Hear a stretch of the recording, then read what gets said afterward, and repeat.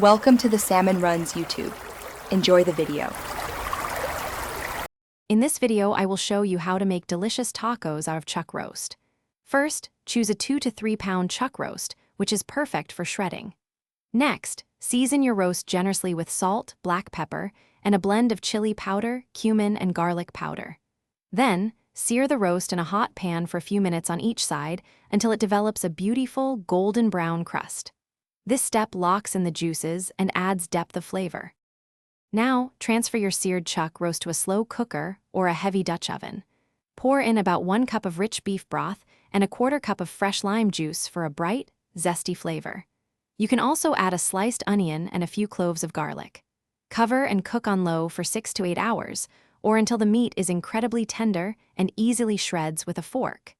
This slow cooking process is key to juicy, flavorful taco meat. Once the chuck roast is perfectly tender, carefully remove it from the cooking liquid and place it on a cutting board.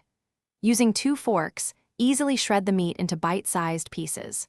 Return the shredded meat to the flavorful cooking liquid to keep it moist and infuse it with even more taste.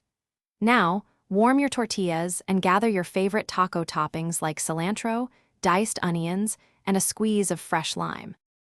Finally, it's time to assemble your incredible chuck roast tacos.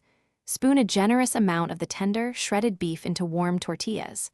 Pile on your favorite toppings, whether it's a vibrant salsa, crumbled cottage cheese, fresh avocado, or a dollop of sour cream.